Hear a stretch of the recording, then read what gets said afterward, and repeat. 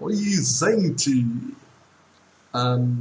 This is Douglas, the creator and author for the Golden Week comic, and well, you guys asked me to add music or comment to my making of videos of the comic, so well, I decided to go with voice because it's cheaper. So, well, yeah, here I begin doing the comic. Normally I have a transcript written with the texts, but this time I didn't because well, normally I don't celebrate Christmas nor New Year, so I have those days free to work on my stuff or do whatever. But this year I actually celebrated New Year's and Christmas and whatnot, so well I had two less days to work on the comic, so well I didn't do the transcript. And now I did the speech of the comic while I drew the comic. Anyway, here you see me drawing Jane, one of the characters I haven't drawn in quite a while. As you can see, I keep drawing characters and then using transform or warps and whatnot to change them because well, sketching is hard, especially when you focus on their heads and then you on their bodies and then you notice that proportions are wrong. That's a good thing of working on the computer. But anyway, let's talk about this whole page as a whole. Normally I decide to...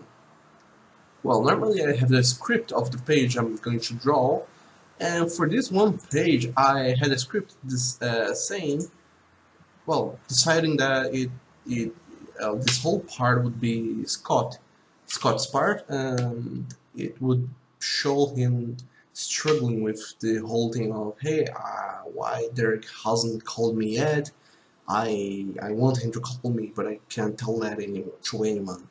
So that's Scott's struggle right now, and I wanted to illustrate that in the comic, but I couldn't do one whole page of that, especially because I wanted the page to end with Tom asking Scott, hey, you look distracted, is everything right? And then Scott would be like, oh yeah, everything is right, and then he'd do something else that will happen on the next page. And I wanted the page to end like this to be a little small cliffhanger. So, well, with the page ending like that, I had 2/3 of the page I had nothing planned for. So I decided to draw in Jane and Matthew in those first 2/3 of the page, which is good because I haven't drawn Jane since the beginning of part 4, and it's been a while since I last drew Matthew. I had to stop and check somewhat older pages, especially in part 3, to check that one scene where I draw Scott, Matthew, and Jane in the same scene to check out their heights and how taller or shorter they are compared to themselves. And another character everyone is raging all about is Tom, because I haven't drew him ever since part 3 as well. Some people apparently forgot that he exists, and they are celebrating him like he's a new character or whatever. I don't know. I have no idea what's going on with people right now. But it's been a much longer while since I last drew Tom, and this time I decided, hey, let's try and then do it better. So yeah, a lot of time I kept stopping to look for references and look to how I drew the character in the past and how I drew other characters now and try to um, to adapt to this new style I have going on. Anyway, this whole page, it began with Jane and Matthew talking to each other, and I decided to do that because in the last part, in the last few parts, couple parts, we saw Matthew and Jane planning that whole plot they had going on around Scott. Like Matthew wanted to be with Scott, and Scott wanted to talk to Jane or any girl for that matter. And well, they had this whole plot on, which by last part we saw it unravel, and it didn't go as Matthew and Jane planned, because they wanted Scott to admit that he felt something for Matthew, or that he liked the man or something, but he didn't. Well, not to his face at least. He didn't go with it, and then Matthew's plan failed. So I wanted to show that what happened after that, because at first you think, well, they will forget about it and we'll go back to Scott, but no. I wanted to show that Matthew and Jane, they're still thinking, hey, there's something wrong with that. We need to check that.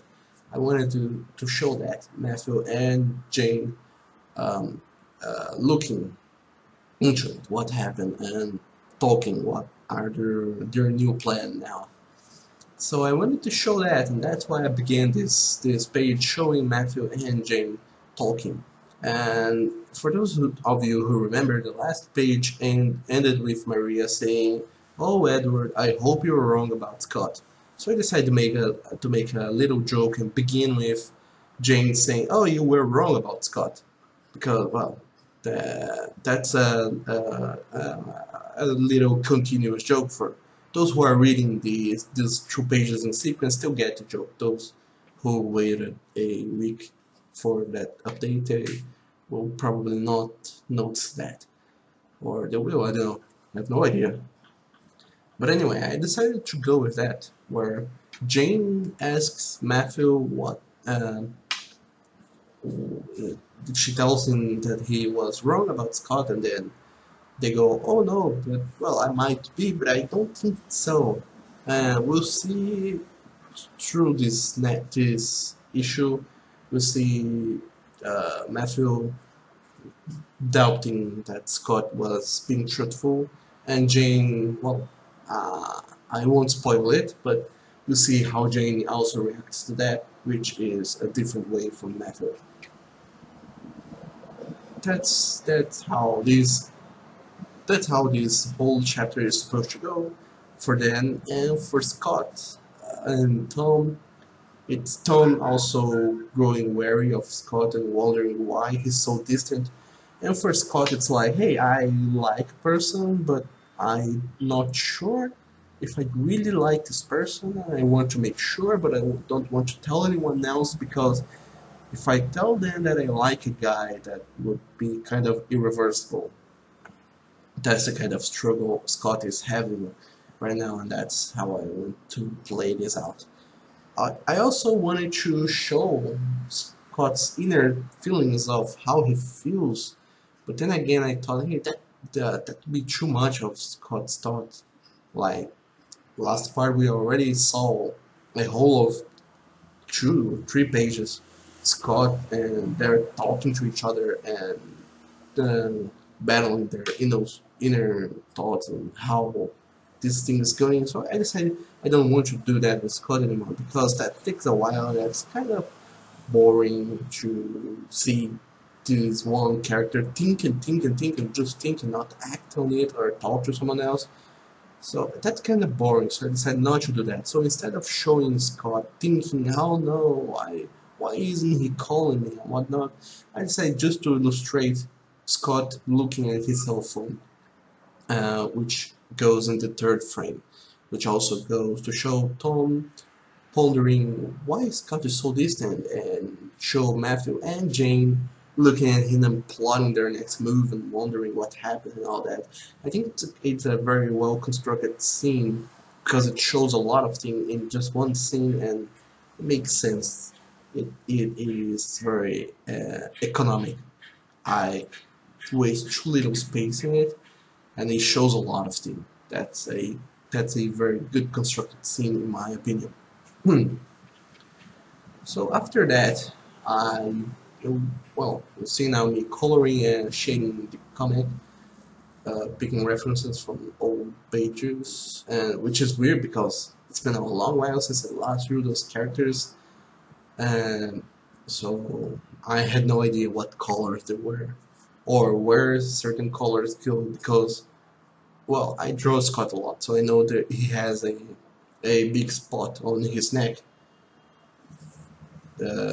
which is also the origin of his nickname. But I don't remember the other characters. In fact, I'm kind of disappointed with myself on how simple Tom's design is. He's just a bear, a brown bear with slightly darker brown for his eyebrows, and that's kind of disappointing. That's too little detail on this character, although bears themselves don't have too many details. Some species of bears. But anyway, I felt disappointed with this because he was one of the first characters I ever drew, and I didn't thought he'd be so recurrent in this comic as I'm planning him to be right now. So that was weird. So, now you're going to see me shading the comic. Someone commented on the last page about the shading and whatnot, and something they said I make shading look easy. Well, it actually is easy to me because I've done like 160 pages of that. So, but it took a while to get to this point. Before it was really weird, and not so pleasing to see. Now it's easier because I just I paint it with a darker color and then go in shading using a brighter color. But anyway, this video is almost to the end, and I commented a lot on the story, on the plot, on the characters. I hope uh, to keep doing these videos because they're interesting and nice to see, and well, they're a good thing. I hope to be able to do more of those, and I hope to be commenting the next one. I'm kind of running out of topics to talk about, so well, I'll every time I post a new page, I read all the comments. I don't normally reply them because nowadays there's so much, and I go all weird. Anyway, I do read the comments, so I'll try and pick things off these comments and bring them into the next video and comment about them. So well, that's pretty much it. That was Douglas Kim. Thanks for watching this video, and well, hope you like it.